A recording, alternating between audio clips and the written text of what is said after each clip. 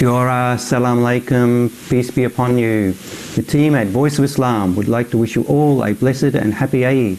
Inshallah, all our fasting, prayers and other acts of worship are accepted and we all attain the highest place in heaven. Amen.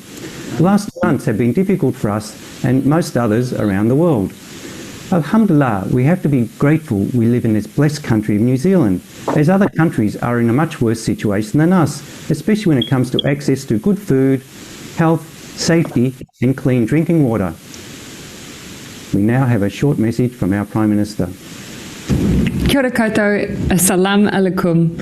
I'd like to pass on my warmest wishes to everyone celebrating Eid al-Fitr. I know that for many this year's celebration will be a little different than usual as the world faces a huge and unprecedented challenge. This is a difficult time for everyone, including our Kiwi Muslims, and I've been pleased to see New Zealanders responding with unity, kindness and generosity, values that underpin Ramadan and Eid al-Fitr. I encourage you all to continue in this spirit as we work to keep ourselves, our whānau and our communities safe. Although you might not be able to come together and connect as you normally would, as we all stay in our bubbles, I wish you all the very best on this special occasion. Eid Mubarak.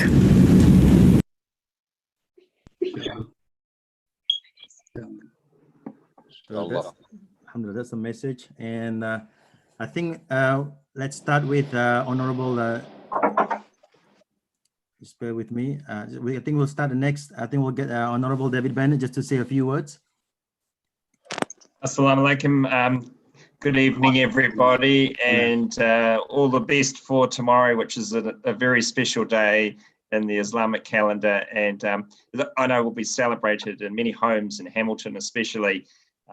My connection with Ramadan and the Islamic community in Hamilton has been very strong, and I've really enjoyed every year being able to go and have a major function with prayer and then going to people's homes afterwards. This year we won't be able to have that major prayer with everybody together where we used to have thousands of people come together in the park in Hamilton and celebrate, and that will be a sad occasion because it's a time when people can greet and wish everybody Eid Mubarak at the same time and really share the joy of the occasion.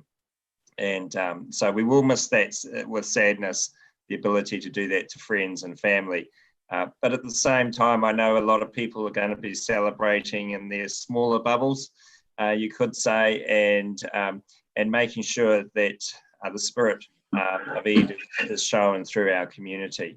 And it is a wonderful time, and it is time to celebrate and to be proud to be a New Zealand Muslim, and to be proud of your faith, and to be proud of what you do and contribute to this wonderful country. So on a special day like tomorrow, may everybody have all the blessings and all their families have the best of health and success as they go forward and celebrate who they are. So thank you very much. It's a pleasure to be on tonight. Thank you. And it's a real honour, and I think the Prime Minister summed it up very well as well. So Eid Mubarak, everybody. Thank you, David. Thank you, David.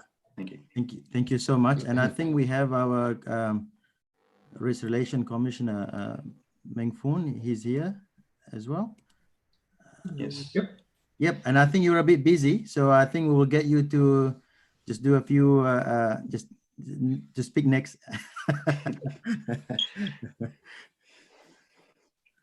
Tell us. Oh, me now? Yep. Oh, yeah, great. Good to see you all. Assalamu alaikum. Ramadan Mubarak. Fantastic to see you all here today. Actually, I had trouble linking in, but I found all the little clicks and wonderful. So actually, I went to I've been to a few Eids in Gisborne here with the Muslim community, and I enjoy the sort of like the whakawhanaungatanga, the getting together of all the families, the young children, The last time I went, they celebrated with poem and song.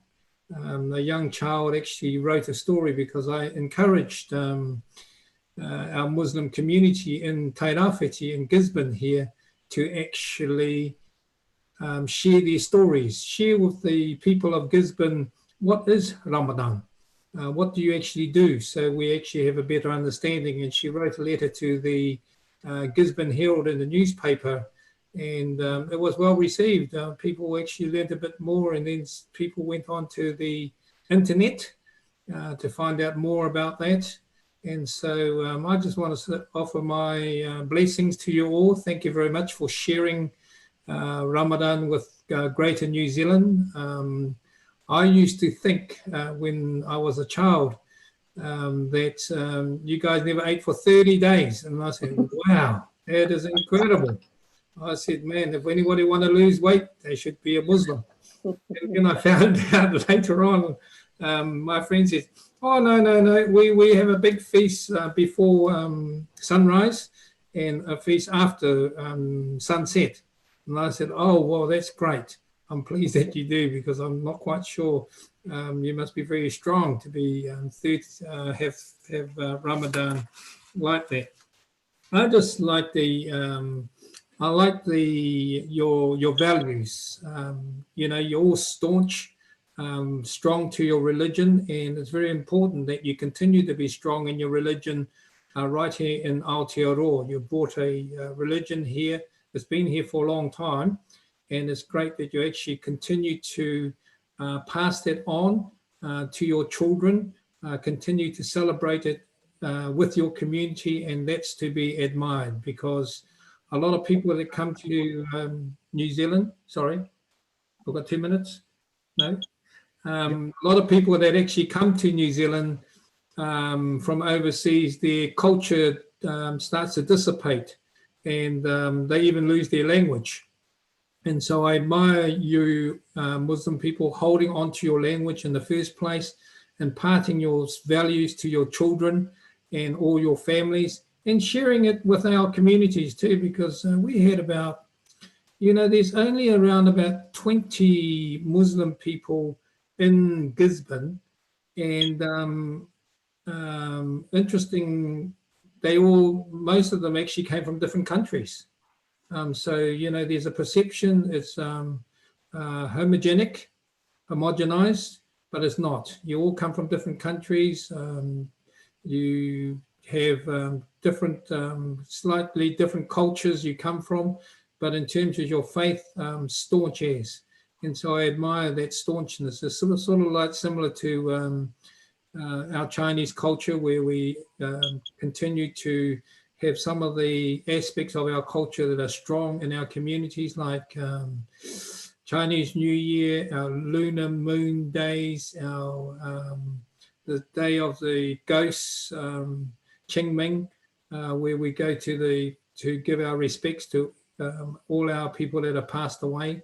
And so I just admire that, and I encourage you to continue being strong in your faith and sharing that with New Zealand. You know, you've got Eid, and I think you've got another event straight after Eid in a month's time that you'll be celebrating with your communities. I think the important thing for us as people is that, you know, when we put on an event, we generally just have our own people come, and people that are outside, other New Zealanders, they actually need to be invited. Māori people are a little bit different. They just have a free event, and everybody comes. But it's still important for us as ethnic people actually invite other New Zealanders to actually attend, so you know they can actually share the good messages of our cultures. And you know, people have perceptions, and it's very important that we actually share them, invite them along, get a few people along, and then they can actually support us in our cultural beliefs. So, hey, all the best for Ramadan. And is it going to be fine tomorrow? I think it's raining. I think. Very In some important. places, in some places it'll be fine. Yeah, yeah. So where does it have to be fine, Mohammed, to actually declare that's the end of Ramadan? Oh, the end of Ramadan is after we sight the moon. So the moon has been sighted. So that's why it was a bit of a rush, because we were expecting in New Zealand to be Monday, but now we've had a bit of surprise. The moon was sighted. So alhamdulillah, thanks to God, it's now tomorrow. So either way is good. So it was fine enough for us to be able to sight the moon. Oh, great. And I just want to also, you know, like in our cultures, I just want to acknowledge all the people that have passed away, that have paved a pathway for us to continue to follow in their footsteps. We're all diaspora, we're all over the world. But, you know, to come all the way to New Zealand, it is quite a feat. And I just say thank you to our people that have passed on for sharing and paving their pathways. And I know that there are ups and downs in life, but we must be resolute in continuing to actually make our place a great place where we can actually share our harmonious communities together with all of us. And I encourage our children to continue to pursue the feats of education, their faith, your culture, your language, and continue to do good for our community. And I just want to acknowledge the current generation that's also given their best and their contribution to making our nation great. And so all the best for you. I saw a big moon the other day. It was huge. We own a campsite in Gisborne at Tātapori, and I thought it was actually the sun that was actually coming out, but it was dark, obviously. But everyone, tēnā koutou, assalamu alaikum, salam, for a beautiful opportunity for us to share our thoughts with your community, and may many blessings and beautiful blessings come upon you and all of us here in Aotearoa and the world. And you know, we just had a tragic accident in Pakistan where a plane crashed into a village, and our love goes out to those people as well, and throughout the world where a lot of people are struggling, not as fortunate as us in Aotearoa, but our love and aroha goes out to all of them. So thank you very much for the opportunity. Thank you. Thank you. Kia I ora. think the next speaker, I think we'll invite the Jessica from the New Zealand Police. Yep, go on. Okay. Good evening and Eid Mubarak to all of you. So on behalf of the Commissioner Andrew Costa and Deputy Commissioner Wallace Homaha, and also our District Commander Superintendent Naila Hassan and Inspector Rakesh Naidu, we want to really wish all the Muslim friends, brothers and sisters throughout the world, Eid Mubarak. So I was born in Singapore and grew up in Malaysia. And as you all know, Malaysia is a Muslim country. And as I grew up there, many of my friends are Muslim friends, Indian friends, and we call ourselves a multiracial country. But the three main biggest group of ethnicities are the Malays, which we call Bumiputras, and then the Chinese and the Indians. So I've been brought up into this environment where every year we'll celebrate Ramadan, but in Malaysia we call it puasa. I'm not sure, we have got some Malaysian friends around now. So, oh yeah, we call puasa. And I always enjoy it because with my Muslim girlfriends, female friends, what I do is we always go out and decorate the house, their houses, and I do not know why, but they love to buy curtains. Every time they decorate their house with beautiful curtains and bedspreads, I tell you, every time, and tablecloth. So that's the kind of memory when I was contacted by Dr. Aziz. So I thought, oh, this brings back a lot of beautiful memories. Then, of course, it's about making the kueh and the kueh mueh and all those little cakes, because it's a time that we bring presents and exchange presents. So these are the happy memories that I have during Ramadan in Kuala Lumpur. And then, of course, the opening, buka puasa, we call it, opening the iftar, we call it here. So at the same time, I also worked with a Muslim boss for many years. And I still recall there was one year when he and his wife were going to visit to do the pilgrimage at Hajj. So it was another cultural learning for me, because they were excited, but they were also quite scared in a way, as they shared their experience of the number of people that they're going to see in Mecca. So these are fond memories for me. So while we are talking about Ramadan here, Ramadan or Puasa, it is a significance of generosity. And I always want to learn about, during this time, how I also get engaged with having good thoughts, good deeds, good words during the whole month, to really reflect ourselves on that. And it was a really good process, because we go to school, we have to learn a lot about the Muslim religion as well. So observing that and sometimes engaging into that mindset is very therapeutic, I think. So being generous, on the other hand, is also being not selfish.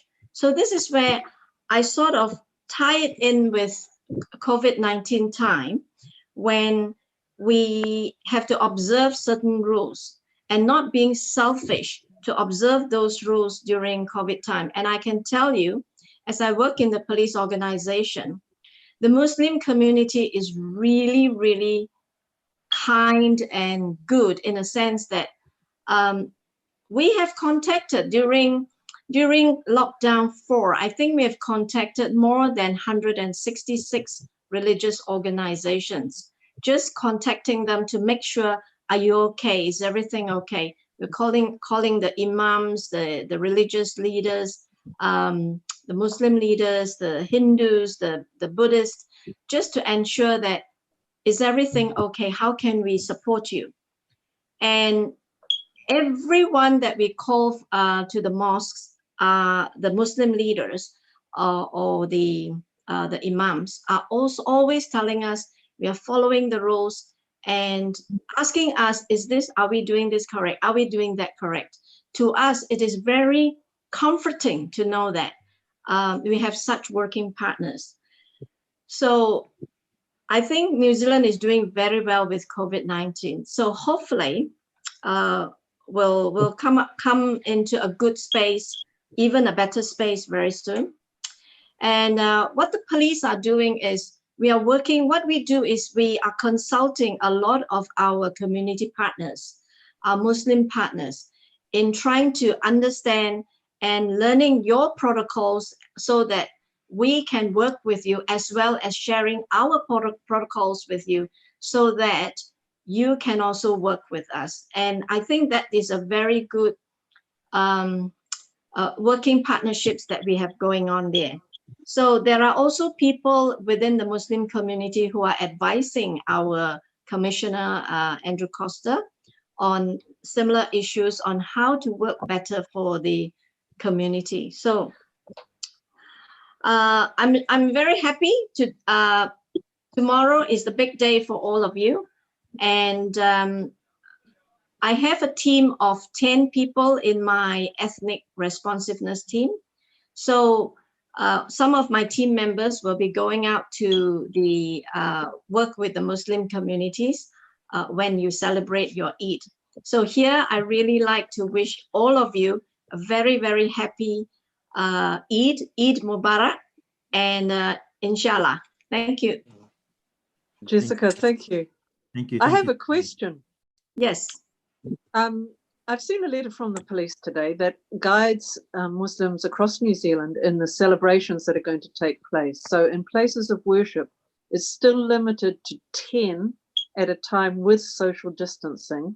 And we understand that if there's a case of janaza or tangihanga, that we can have gatherings of up to 70 on those occasions. So tomorrow, instead of us all gathering in one central place in each of the habitats that we're in, city by city, town by town, we're not going to be doing that tomorrow. We're going to be praying our prayers at home. And what are the guidelines the police are giving at this time so that we can conform with best practice? So yesterday, I have received a notification from our police national headquarters that as long as people are 2 meters apart from each other, so they can be in the celebrating your Eid, because we were asking for information as well on how to what are some of the rules, because Eid is coming. We are as anxious as you are. So the instruction given to us by our police national headquarters is that as long as you're 2 meters apart, doesn't matter whether you're entering your mosque or you are going into the washroom or you're going to be in the kitchen, as long as you use the 2 meter rule, that's okay. Yeah. And this is extraordinary exposure for us because the prayer of the Muslim is in line, shoulder to shoulder and foot to foot. And this draws us close as people, not just the physical closeness of that, but feeling that there's no gaps between us. There's no room for any misconceptions, any doubts, any frustrations, any suspicions that might tear us apart as brothers and sisters to each other in faith and in humanity. So I think people would actually be preferring to pray at home where they can stand shoulder to shoulder with the members of their bubble than to go into a public place where we're standing 2 meters apart and breaking the own guidelines for the performance of our prayer. So Correct. It will be interesting what we do. Correct, sister. That's exactly. The reason why we talk about the 2 meters is, as we all understand, it's for the safety at this time for COVID-19. It is not done deliberate to separate you, but it's done deliberately for the safety matter. Yes, we understand. And this is in response to some of the Muslim community asking, can we go into a mosque? How many can go into a mosque? So in order to respond to that, a lot of discussion has been happening in the national headquarters together with the different agencies. So that's where they came up with, all right, if you really want to do that, then that's the 2 meter rule. However, I could also understand, sister, that the religious meaning, significance of shoulder to shoulder. So this is up to the people where they feel what is more important for them. So if they think that, yep, that's how we want to observe our prayer, then I would follow your advice and stay in the house and do the prayers. Yeah.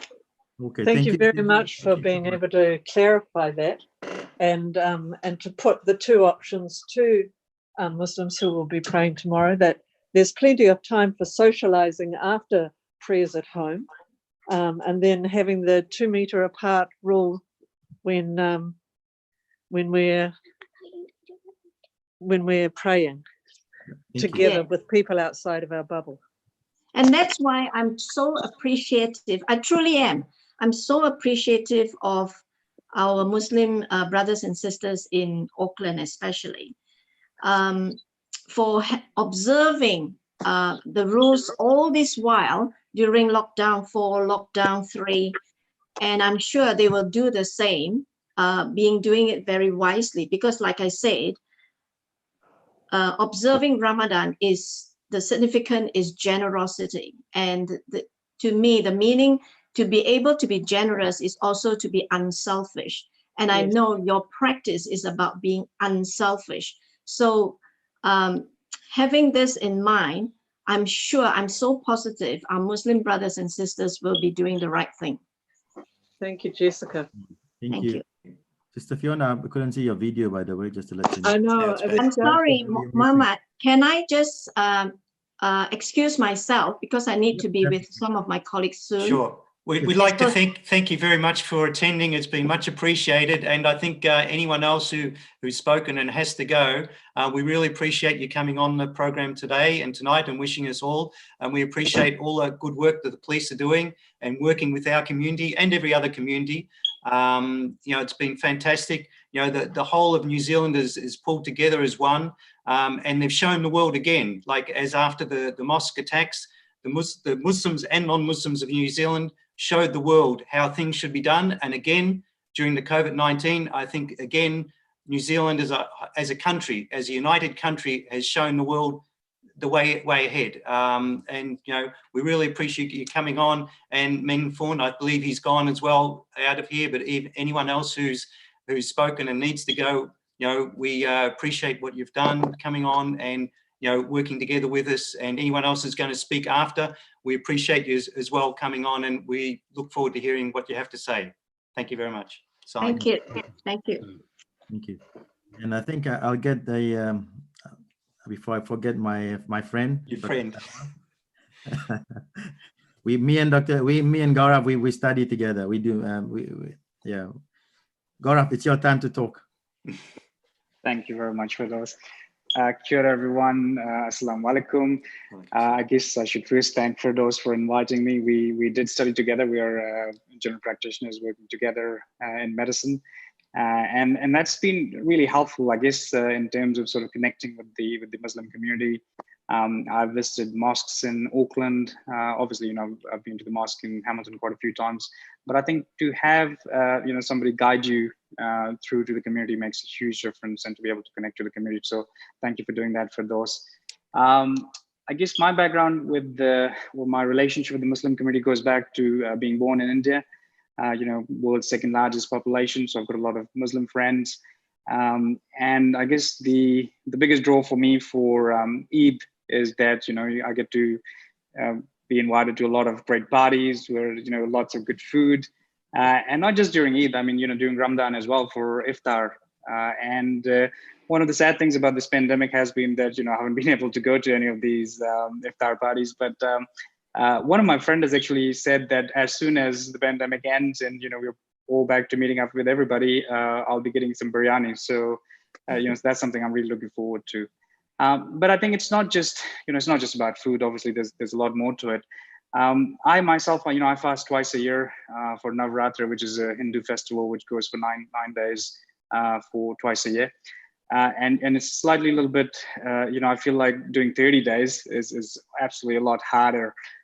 So, and a lot of it is about sort of cleansing, sort of giving yourself time to be pure, to be a bit more spiritual, no matter what you believe in. But it's a lot about resilience as well. And especially during medical school, I saw a lot of my friends, we were doing medical school exams and my friends were doing 30 days of fasting. And it was incredible how dedicated people were. And even now, in pandemic, Firdaus himself, he's working really hard, during this whole crisis. But to see my Muslim friends who've spent the last, 30 days actually fasting while they're still out there on the front line as health workers, or even at home, working from home. But it's good to see that people's faith is resolute throughout all of this. And that's great. And I think with that sort of, resolve, we can get rid of coronavirus, and not just coronavirus, a lot of other darkness in the world, which is around us.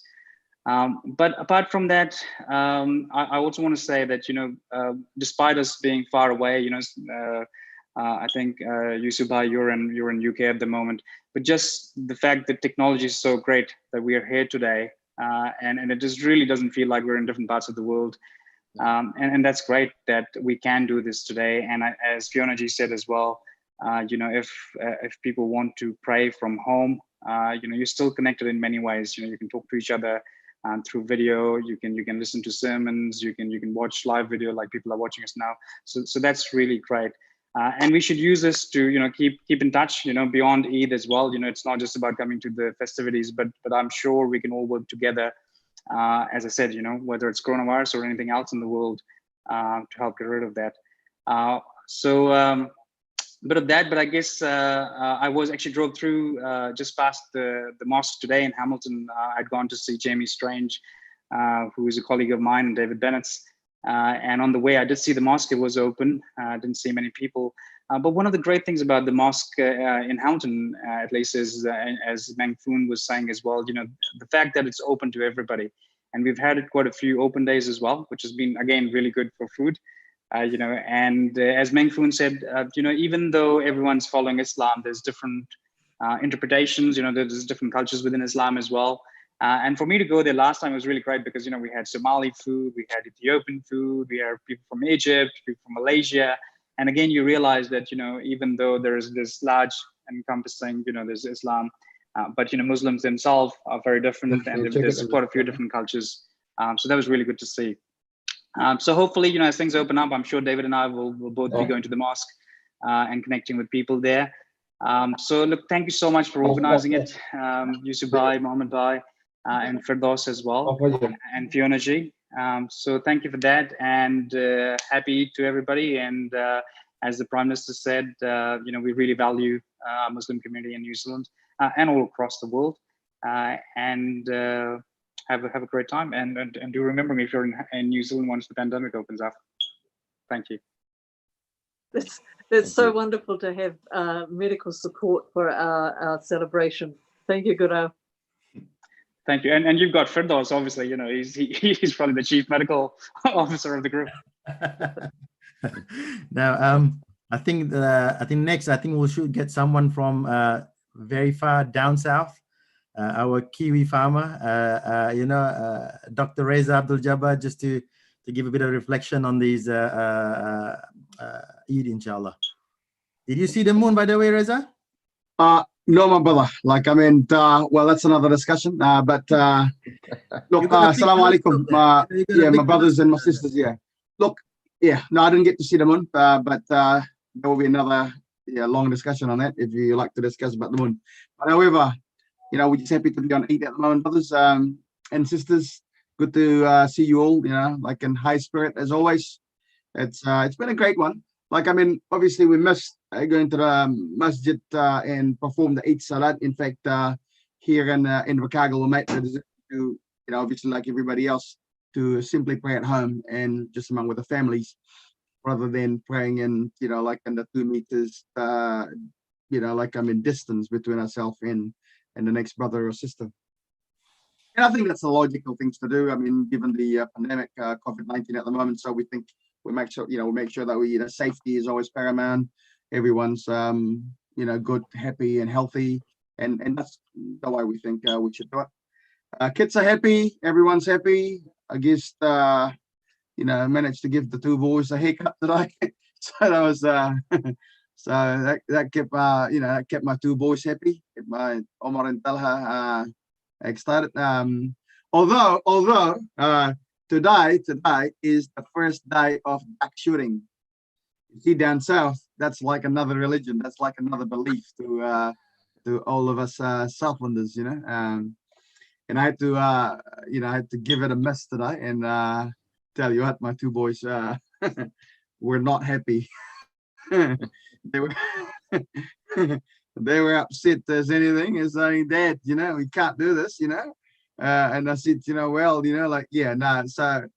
So generally this opening weekend, or we call them the duck shooting season, it opens up on the first weekend of every May. But with COVID-19, it had to be pushed a few weeks away. It is what it is. So no, everyone's just happy. Kids are happy, families are happy. They all pretty much understood the fact that given the circumstances, at home, keep everybody safe, keep everybody sound, and really celebrating this at home. I think with a lot of you brothers and sisters, that's really the message today. We live in a different world. It's a new normal. we were very happy though, because at the end of the day, it gives them reason to understand that it is a lot more profound, lots more profound than what it normally is in a given year. And all our brothers and sisters in Southlands in high spirit, given the circumstances. But I see at the back of my house at the moment, everyone's busy cooking at the moment. The kids, my daughters are baking cakes, and all the other, the elderly, my elder daughters are cooking, my wife, and I'm quite happy to have my mother. My mum is here with me at the moment, so it's a great feeling. Brothers and sisters, for those that still have mothers, So look, I mean, hey, look, we're very, very fortunate and very happy, and I'm graceful, and by the mercy of Allah, the Almighty, that we are here in good spirit and finish the Ramadan, in high note, I think. Yeah. Well, thank you, Reza. I think before I hand it over to Yusuf to do a bit of reflection with all of us here, I just have one question to Sister Fiona. I mean, we know Sister Fiona, she's a Kiwi. She's a teacher, she's a poet. She went to go and live in Nigeria and do a lot of charity work there. And I just wanted to know, obviously you've done the, you've celebrated Eid in Nigeria. What is it like there when you were there? Because I know you do a lot of it, you deal with orphans, you deal with, just share a bit of experience in it, 2-3 minutes, and then I'll hand it over to Yusuf. Sorry, Yusuf, I just wanted to hear that. Oh. Sorry, Yusuf, he introduced you and then he sent it to me. That's good. So it's been a privilege for me as a Kiwi Muslim to be in a situation where, like, the smallest congregation I prayed Eid with was in Whanganui in 2010. I was living up in Jerusalem, near Jerusalem at the time, and so Eid was down in this tiny community. I think 16 people came for prayer. So that was as large as we were. And then I end up in the capital city of Kano State, where there's 4 million people coming to the Eid ground.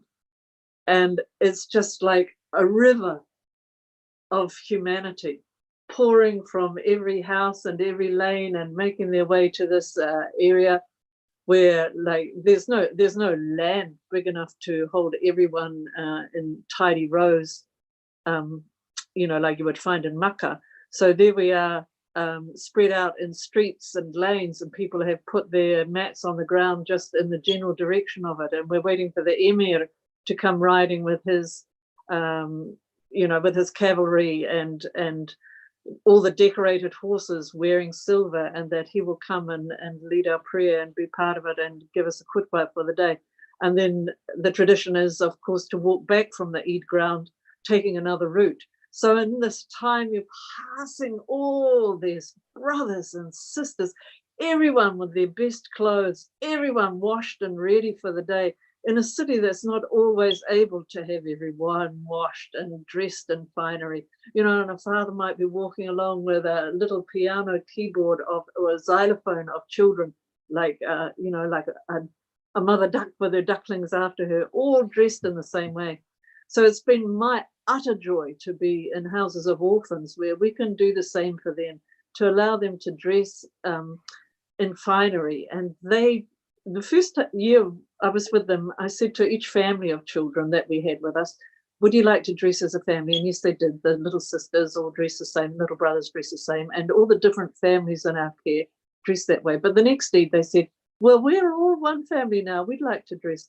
So it's my privilege to be going off with 30 or 40 children, depending on which house I'm at, and that they're all dressed the same. So clearly we are one family, and this lovely arrangement where we walk in these throngs through the streets, and it's our big outing. And then there'll be somebody who's also selling little things that you might eat, things that cost 5 or 10 cents that you can just buy a little slab of peanut or little treats that are used, mangoes and things that we might find on the way, and just have the treat of greeting each other, and then to be sharing food with each other, to be cooking as part of Eid. As you've mentioned, Brother Reza, the cooking is part of Eid, the hospitality is part of Eid, the gratitude is part of Eid, and the sense that our fasting has made us stronger in ways that will enable us to live in disciplined manners with Thanksgiving through all the next 11 months we have until we do it again, and until and just an outpouring of love right through the month. People, like, I have been privileged to be part of the building, the repairing of 25 boreholes in the past week.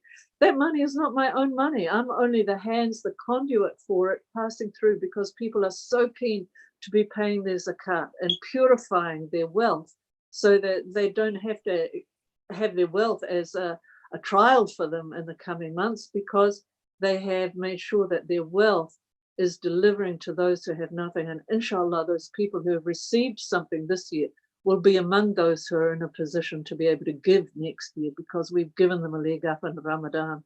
So I feel I've had the extremes, you know, from a congregation of 16 to a congregation of 4 million. I feel blessed. Thank you. Sounds good. Well, Yusuf, your turn. Yeah, well, Bismillah, Alhamdulillah. We start by praising the Almighty. Sallallahu Alaihi Wasallam. Peace and blessings be upon our dear Prophet, Mohammad, Ibn Abdullah. And it's great to see New Zealand once again united for this celebration of Eid. We've been on this platform for 30 days. Is this 31 now? I mean, it's probably the first time that Ramadan's had 31 days, so we've got even more blessing, right? But we've had some amazing speakers, amazing reflections from across the world on this platform. Right now, we're going out to literally hundreds of thousands of people on this platform. And what I wanted to do, because I came back from the tour that we did 1 year after the I think we can call it a crisis, you know, the terrorist attacks that happened in the 2 mosques in Hamilton. And when I came back, I said to Dr. Christchurch, sorry. Yeah. You know, I mean, my geography isn't always the best in the world, but I can be forgiven for that, because I don't obviously come from New Zealand. But we did see you in you know, in Hamilton. Yeah. So thank you. Yeah, that's why there's a link. Yeah, that's the Hamilton link. You know, and so when I came back, I said to Firdaus, Dr. Abdulaziz, I said to him, look, I said, we've got to do something now. We've got to take this initiative and make it happen so that we link people around the world, from different people, from different faith backgrounds, from different you know, nationalities, and start discussing openly what unites us, which is exactly what the tour was all about, you know, togetherness, you know. And I said, we need to continue that. So for the last 30 days, we've actually had, and they're all the interviews and the lectures, they're all on voiceofislam.me. That's the Voice of Islam website. And it's been an amazingly refreshing and exciting 30 days. It's been a full 30 days. And I don't want it to stop from here, like some of our dignitaries have mentioned. We should continue this, you know, the feeling of togetherness, breaking down borders, breaking down religious, you know, differences, so that we can feel like we're one big family in this world. And we've got this, you know, this World Wide Web, this platform that it just gives us no excuses. I mean, you know, literally everyone can be together in one room if you really want it to happen. If you've got strong enough computers and algorithms set the right way, you know, not in favor of Facebook, but of the world. And if you have electricity supply, brother. Yeah, and the electricity supply as well. And so I think Eid, unfortunately, obviously can't be something where we're physically, tangibly together as a community like we'd like to. But I did this as well to showcase the feeling of togetherness that I felt when I was in New Zealand. And I wanted to showcase that to the rest of the world. And we've got people, right? We've got people from Malaysia listening in right now. We've got Eid, happy to listen to the Muslim community in New Zealand, and Eid Mubarak from your sister from Algeria. Okay, so just to give you an idea, Algeria is listening in. We've got Malaysia listening in. We've got people in India listening in, and they're all commenting every day. So this is how we can really create a massive, overwhelming feeling of togetherness and support each other in that togetherness and try to overcome difficulties and differences. And, you know, from there, the sky's the limit. The sky's the limit for communities worldwide, in New Zealand and worldwide. And I do feel that this is the time right now. We've got so many war zones. We've got so many refugee camps that are, you know, unfortunately growing by the displaced people in the world. I visit them in Lebanon on the border of Syria. I go to Bangladesh and I see the people in the Rohingya, 1.2 million people that have run away from there, and that's continuing. And the world doesn't seem to be addressing that issue, unfortunately. And that's just a few, you know.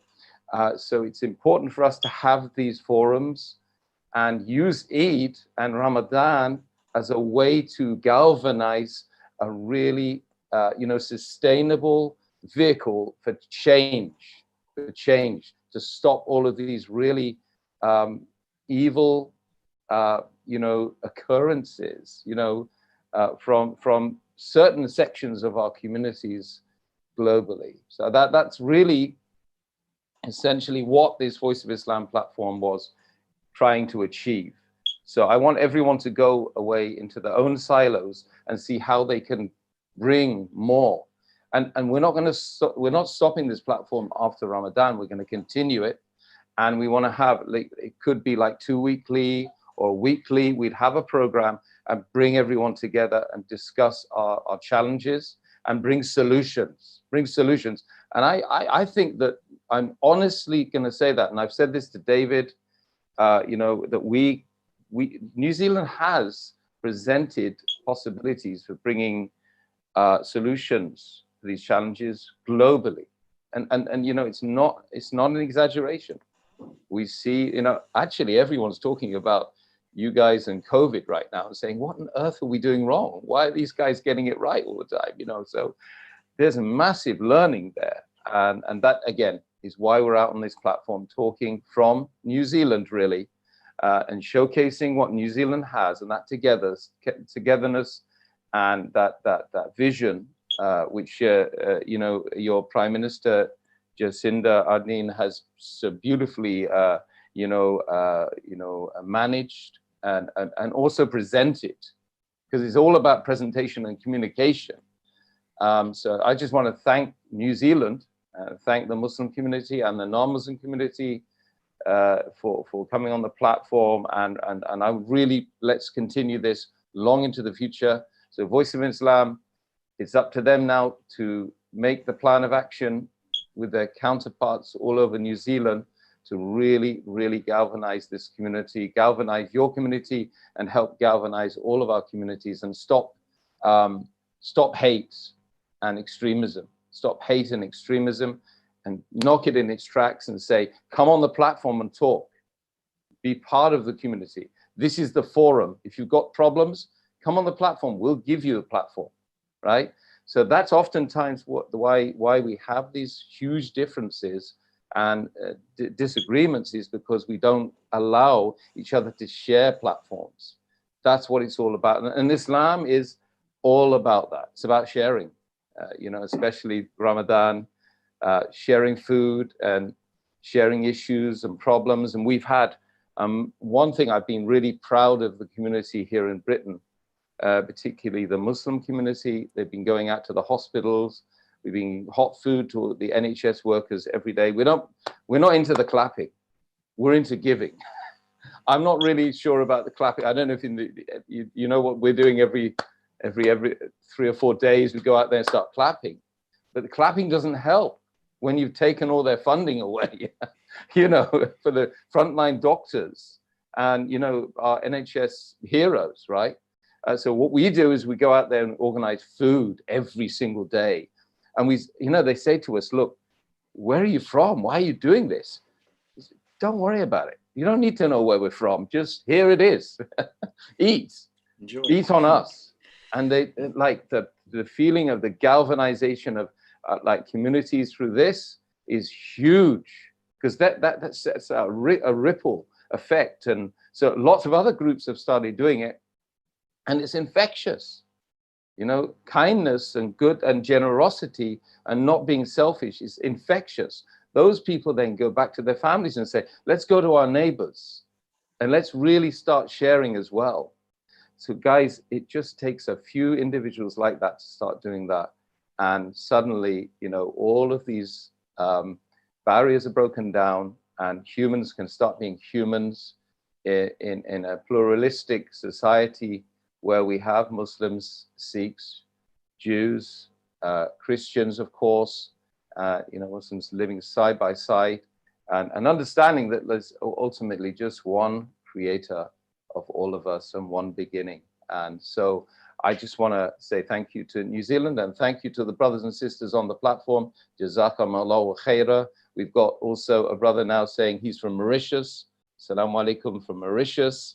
So again, you know, the world's coming together on this platform. It's going to continue, and long may it continue, my brothers and sisters. We need to get some of the Maori perspectives. You know, we've got two Maori, you know, brothers. We've got Billy over there. We've got Abdurrahman. Abdurrahman, yeah. How are you doing, guys? Yeah, we're going to start with Billy. Billy, we need your input. Assalamu alaikum wa rahmatullahi wa barakatuh to everybody on the panel, everybody listening and watching at home and wherever you are in the world. But alhamdulillah, Rabbi al-Alameen, la ilaha illallah, Muhammad Rasulullah. Yeah, well, Ramadan, man, to me it feels like it's been a marathon for me. I don't know about you guys, but it's like, you know, they got the flag at the end there, and you're like running along, and you know, you get to the end, and you're like, yes. I mean, yeah, it's been awesome experience as usual every year. Yeah, because everyone knows I love my kai, I love my food, and you know, if to not have it is oh yeah, it's a bit testing, but it's good. It's good to me. Ramadan is it's a reset. It's a reset for us in our lives. We have to channel everything, all our energies into not just our stomachs, but our wairua, which is our spirit. You know, you got to make sure that picks up. And but yeah, it's been a good Ramadan, and grateful again to be able to experience another one. And yeah, it's so Eid Mubarak to all the Muslims and non-Muslim around the world. But yeah, so yeah, for us, oh well, on a Māori perspective, yeah, again, I feel like, you know, we take a lot of things for granted, you know, during life and during these days. So it's good to you know, show other Māori or even non-Māori brothers and sisters out there. They're like you know, you tell them the understanding of Ramadan and how it works. And because I surround myself with a lot of Māori and you know, non-Māori, work with a lot, and it's good for them to see, you know, wow, man, that's something great. You know, you're giving food to other people while you're not eating as well.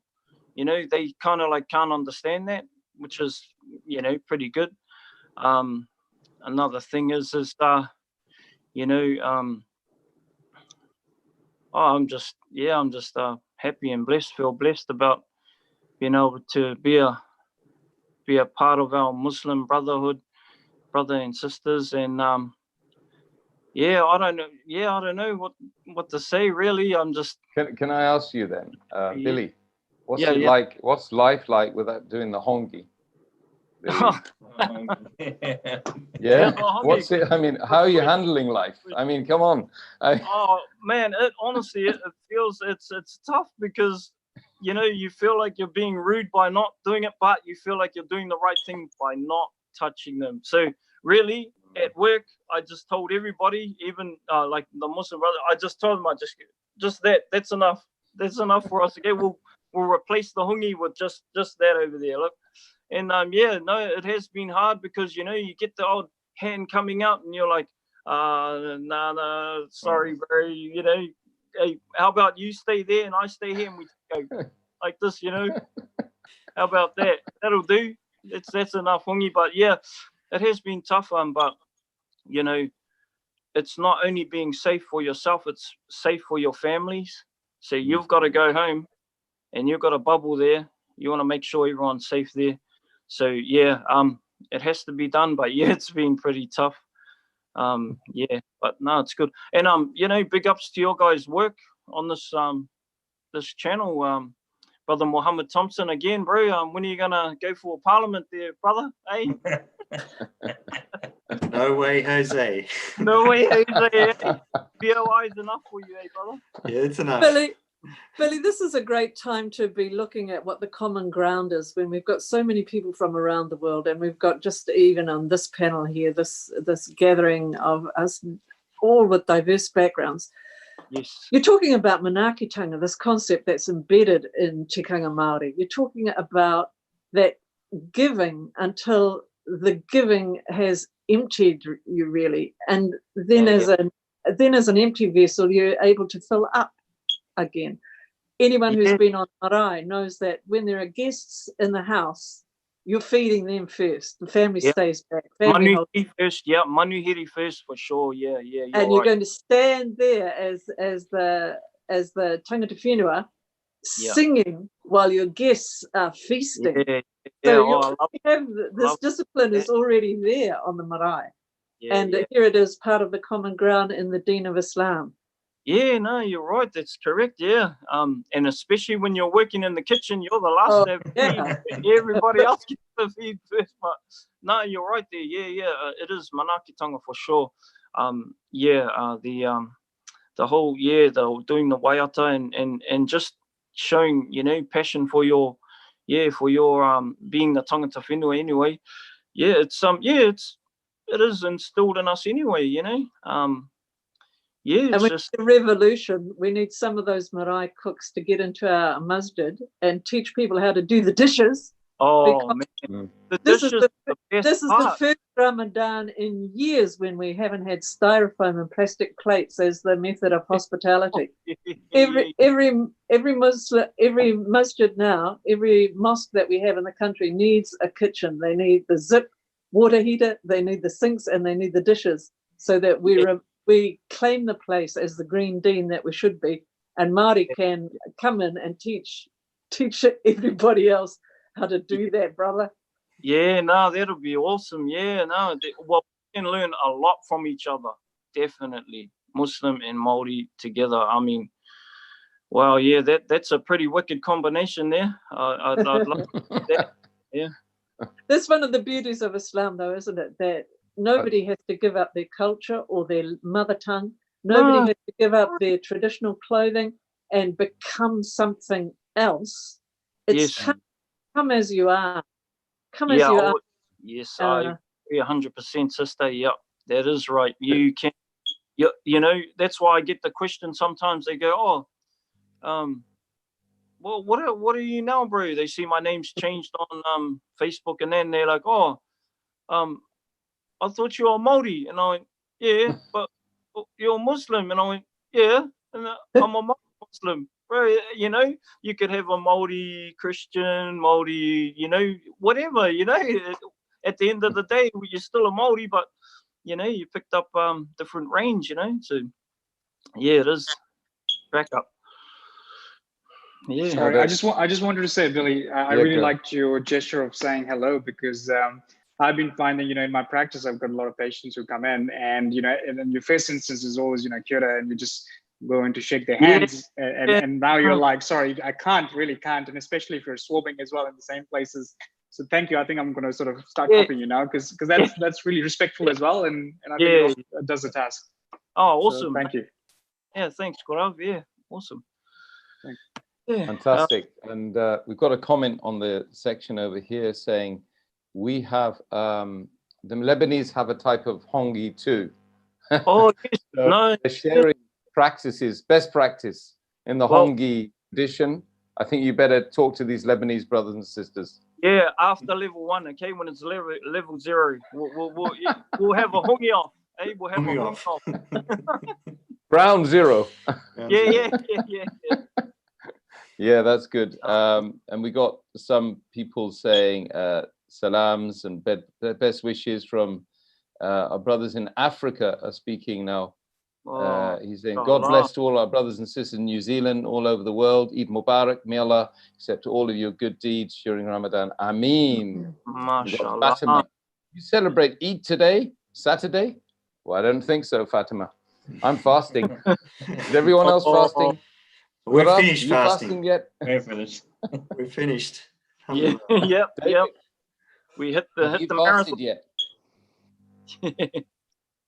David, have you fasted yet in the Ramadan?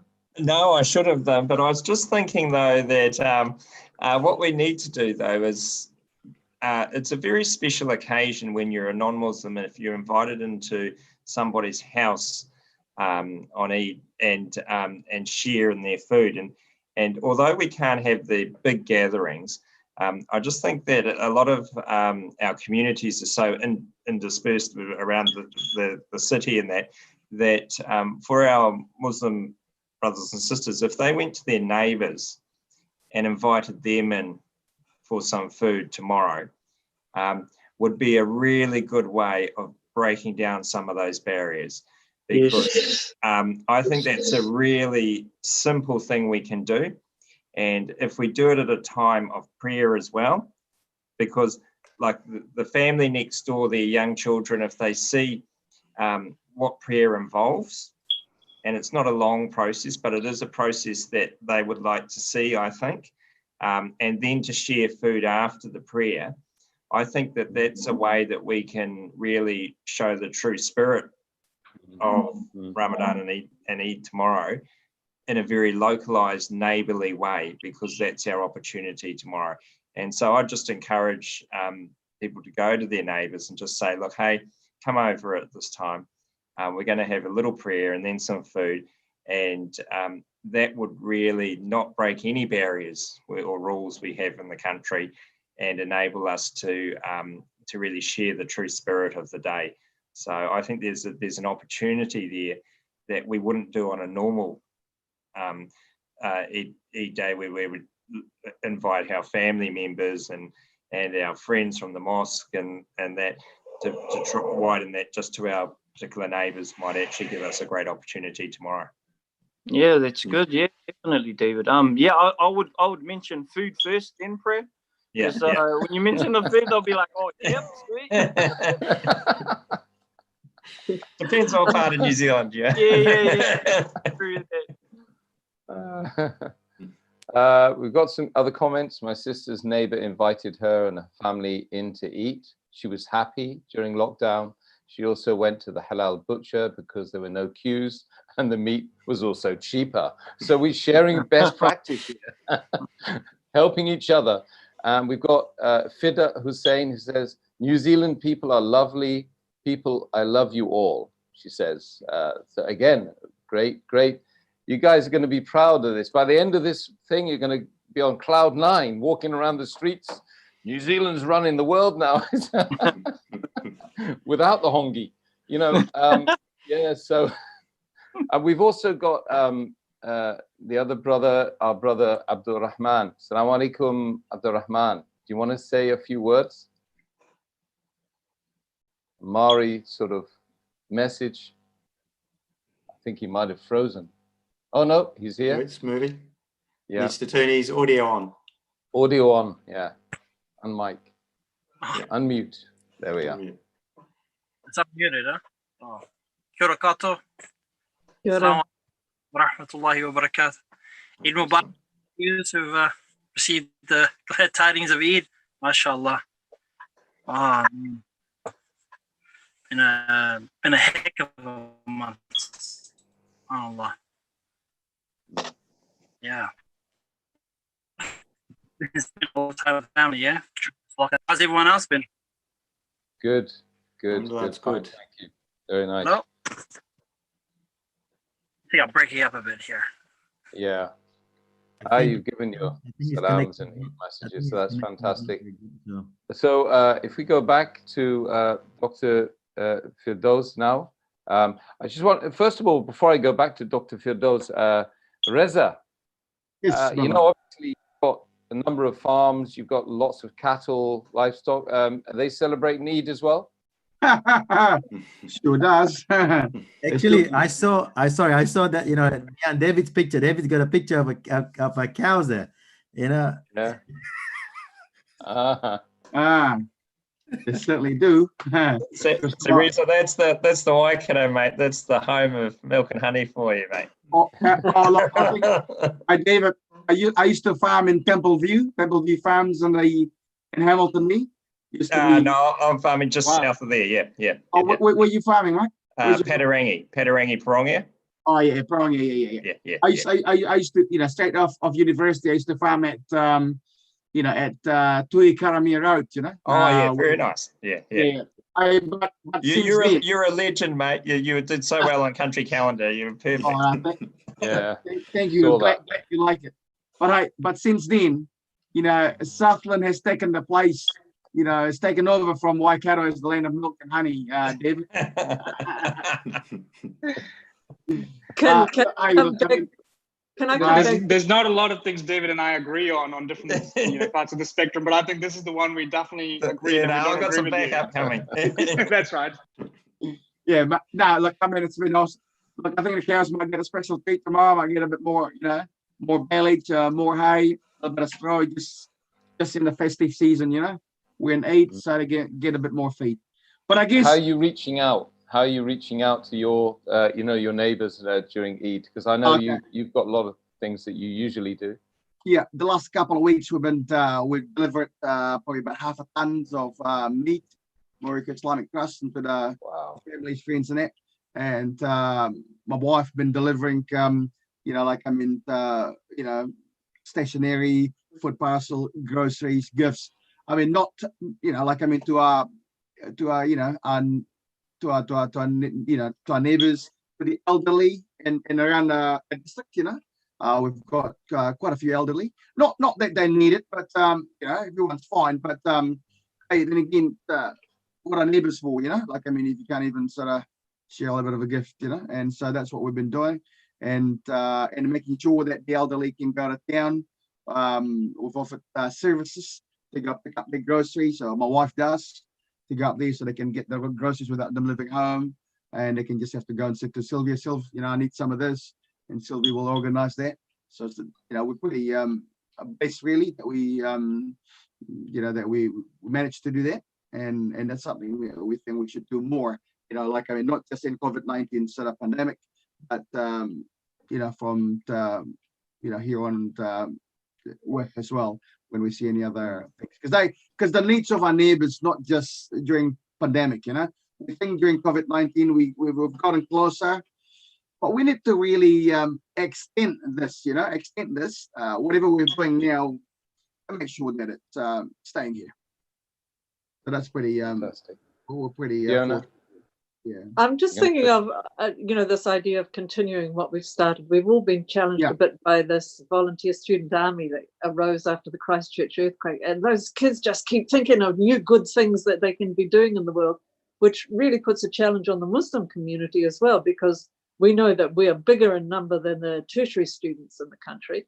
And those kids have been out, you know, doing the grocery shopping, and they've just offered themselves as IT experts to all the elderly in the country.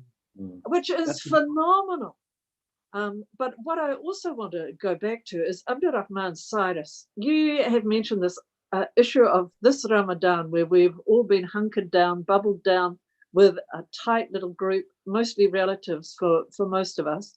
And it's challenged us to fulfill our religious duties within families. It's challenged us to make sure that our families are going to be a building block, or for those who are Muslim and are the only Muslim in their family, that then becomes a whole different thing, that they've got no outreach beyond the walls of their house. They're the lone Muslim in the house. So those things as well have been exceptional in this Ramadan. And that's also where we have to think, are our families in good condition to be a good building block for society? And are we ourselves a good enough unit to carry that smile that Abdul Rahman sometimes flashes there? Just to, you know, like, even if your microphone's not going, brother, you know that a smile is sadaqah, and that's part of what we can do for each other in this time. Oh, yeah. Very well said, sis. Yeah. The smile is the sadaqah, and I can see you've been giving a sadaqah all this, you know, like yeah, your sadaqah has been great. It's been a lot of smiles. Oh yeah. Yeah, I'm sorry I'm having connection. It's like so many of us on the internet right now. Like, we're all trying to share it. So I'm going through. But alhamdulillah, you know, like, even though this whole COVID-19 lockdown happened, it appears as if it was a pretty bad thing, but it has encouraged us to look at the family structure, and especially from an Islamic perspective, from the first of changing society, it always started from the family first. And to really go back and really look at how our family is structured and how we're supporting each other in whakawhanongatanga. It's a must, you know. I think it's this Ramadan has shown a lot of blessings where it concerns going back to ground basics and starting with family first, because technologically we're advancing. We're becoming a bit more complicated in our lifestyles. We're spending more time at work. We're being more out from the house, spending less time with family. And through this lockdown, it really has caused us to think again and start over again, and really look at our situations and ask ourselves the questions like, where's the first place to start for good change? We can see too the blessings that from having an alcohol-free lockdown, you know, and well, we have an alcohol-free deen that we're following, a way of life that we follow that keeps us well away from alcohol. But we also find that for those families who have been in lockdown with alcohol, it's been a whole different scene. And hearts have to go out to them as we recover from COVID-19 and realize that we've seen the underbelly at work as well. And that for some people, it has been not just about not being able to get into a supermarket, but being locked down with their oppressors. And while we go into Eid and celebrate that, we have to make sure that we continue to be of service in our communities, aware and listening. And so many have chosen careers like Firdaus and Reza. Each one have chosen careers of service. I don't know, Billy, what you do and so on, but it's being of use in the society is something that I think we have in common as well. I think, Fiona, like, I mean, if you look at Islam, you know, like, I mean, we don't just want to be good people, but we want to be a person of benefit. You see, like, I mean, whether it is knowledge that we're seeking that knowledge of benefit, and especially us in our presence, in our existence, we need that to be that of the most benefit, because that's really, you know, ultimately, that's really what defines us. How much benefit can we pass on? Can we affect? I mean, Yusuf was talking about how kindness is infectious. I was going to say, like, I mean, it's more, you know, I'd say it's probably more contagious, you know, like, I mean, in the sense that, you know, and the same thing, being of benefits. I mean, we got to excuse him, he's English, you know. He does take the old command of the language for granted. So, hey, look, you know, we're going to put that aside. But where is he? Is he from Leicester, is he? Or, you know? especially those from that part of town. You know, you gotta you gotta excuse that sort of brother, but being contagious in spreading benefit is really what we must aim for. I think us being Muslims and to our friends, our neighbours, you know, like in our case, our fellow farmers, our fellow Southlanders, our fellow Kiwis, brothers and sisters in humanity, and that's what it's all about. If we can spread this this benefit of being benefit. And I think I want to go a bit further, my sister, not just towards our brothers and sisters in humanity, but I think to all the creations too, you know, exactly, the animals, but the environment, you know, the place that we live, you know, the creek, the river, the bushwalk that we take, you know, go for a walk, all that deserve the utmost respect. And that's what we must strive hard to achieve, I think. And it's been a Ramadan where the water in Auckland anyway has been, you know, very dry. It hasn't rained for a very long time and the water levels are low. This is a time for reflecting on all the benefits and mercies that there are in water and what we might do with the water. David, as citizens in this country, what can we do to protect the waterways? For those of us who were born in New Zealand, you know, a generation ago, we drank from any stream or river. We swam anywhere. It was a freedom that we had, and I found it really hard as a child to listen to my father talking. He'd travelled overseas and he told us about Giardia, and we thought, no, Giardia? What would you mean? You can't drink from your river? And yet here we are. We're the custodians of contaminated waterways, and we can be the ones to restore that. And as Muslims, we should be leading the way on that. I mean, not even too distant ago, when I was at university at Massey, I used to do practical work in Hamilton there, and this is probably in 94, 93, 94, and I used to swim at the Waikato River. You know, we used to swim. I mean, this is probably 20, 25, 26 years ago. I mean, no sweat. We used to jump off that, David, from that, that was a good fun. I mean, in the middle of summer school and, working on the farm and that sort of thing, we used to, certainly it wasn't a good summer if we can't swim, you know. So now today, like you're just saying, it's the whole, it's not too distant ago that we used to swim in the river. It's a bit sad, isn't it, really, where it's gone to. So Eid for us is a time of Thanksgiving. It's a time to celebrate that we have gone through some hardships and some abstention, and we've withheld pleasures from ourselves for the common good over 30 days or 29 days, or even, Yusuf, maybe 31 days for you. Oh, yeah, no, yeah. We celebrate it all and we give thanks, and that's what it is about, and it's done in the simplest of ways. You're not seeing us decorating trees or having to spend a lot. It's about, as David said, opening our door to our neighbour and saying, welcome in. No mai, haere mai, kita kai, Billy, kita kai.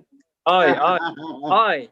I think we are getting towards the end now, and I'm sorry, it's getting 10:20 now in New Zealand, so we're a bit sleepy now, Yusuf.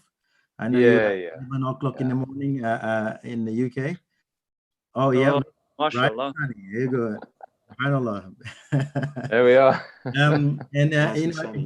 Just before I wrapped up, and I think I will give the last message I will get Brother Mohammad Thompson to say a few words, but before that, is anyone else wanted to say anything before that? Nope, everything's good. So thank you for all come. Thank you for come. Thank you, Honorable David Bennett. Thank you. It's nice to see you again. Thank you to see you. Nice to see you, Gaurav, as always. And I'm waiting for you to come and visit. Not right now, though. I don't have much water at the moment in my water tank. There's not much rain at the moment. Look, I really enjoy coming to your house. I mean, it's really beautiful out in the country. So I'll bring the water. You bring the biryani. I'll bring the water. So I think we'll end up here now. We got a lot of good feedback from all over the world, and everybody is very excited to actually hear about New Zealand and to hear about people from New Zealand speaking. And they were quite surprised to see how we're quite mixed, you know, and we got from different background. We've got our Maori brothers here. We got Sister Fiona here, who Kiwi but living in Nigeria, doing a lot of good work with the orphans, and that's something that we need to talk about later, Sister Fiona, about supporting your work there, inshallah. Pray for us. Thompson. Pray for us, brother. Yes, and Mama Thompson, I'll let you give a few words, and we'll play the video again. We've got a lot of people actually watching at the moment, so we're gonna play the last video. But before that, I'll let you to say a few words, inshallah. Inshallah. Right, Assalamu alaikum, everyone. Brother Firdaus said thank you for everyone for attending, but I'll say it again. You know, I can't remember all the names, but all those who have attended, especially our non-Muslim friends, you know, thank you for coming and, you know, your words of wisdom. We really appreciate your participation in our forum tonight. As I said, it's going around to everyone around the world. Again, you know, and also to our fellow brothers and sisters in Islam, happy Eid for tomorrow. Inshallah, we all have our prayers and our fasts forgiven and accepted, and we all attain the highest place in Jannah, in heaven. And also, again, for those living in New Zealand, I'm very proud to be living here, though I'm not originally from New Zealand. You know, I had no choice of where I was born, which is Australia. So, but this has been my home for the last 23 years. And inshallah, I don't mind if there's a block between here and Australia and blocks me from going back there. I don't mind. In another 10 minutes then. But, you know, I'm really proud to be in New Zealand at this time, because I see that New Zealand is, you know, leading from the bottom. You know, you look at the bottom, you look at the map of the world, you see New Zealand is basically holding the world. And I think at the moment, New Zealand is holding the world in terms of its caring, its love, and its acceptance and things like that of the other nationalities. You know, after the mosque attacks, you know, I was so proud to be here and down in Christchurch in the following week where they had the prayers in the park. There's 5,000 Muslims in the park and 15,000 Kiwis cheering on and wishing all that. It was just so good, and it sort of continued on.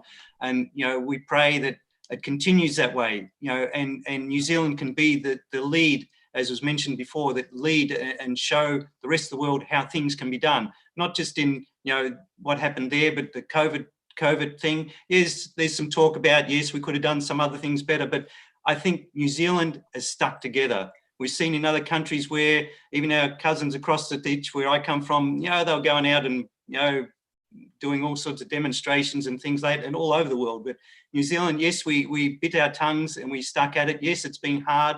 It's painful for many of us and that, but I think at the end we'll show through.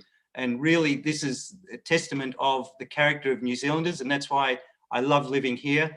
And, you know, I love the people of New Zealand, all of them, whichever nationality. And I believe that we all should work together and, you know, be together and you know, show the rest of the world how it's done continuously, not just for this event, the last event, but for future events. And they see it. And they, around the world, we know that they're envious. They're really envious of how New Zealand is and things like that. And we should be proud of what we've done here. Yeah, we've taken the hard road and things like that, but we should be proud of how we've done it and what we've done, and we continue that, inshallah, God willing. Assalamu alaikum. Thanks again for everyone for coming. Wa alaikum Thank you. Wa alaikum salam, everyone, and have a great Eid. God, Yusuf. You too. Soon, yeah? Yeah, brother. When lockdown's over, bro. Yes, brother. Inshallah. Our Prime Minister. Kia ora koutou, assalamu alaikum. I'd like to pass on my warmest wishes to everyone celebrating Eid al-Fitr. I know that for many, this year's celebration will be a little different than usual, as the world faces a huge and unprecedented challenge. This is a difficult time for everyone, including our Kiwi Muslims, and I've been pleased to see New Zealanders responding with unity, kindness, and generosity, values that underpin Ramadan and Eid al-Fitr. I encourage you all to continue in this spirit as we work to keep ourselves, our whānau, and our communities safe. Although you might not be able to come together and connect as you normally would, as we all stay in our bubbles, I wish you all the very best on this special occasion. Eid Mubarak.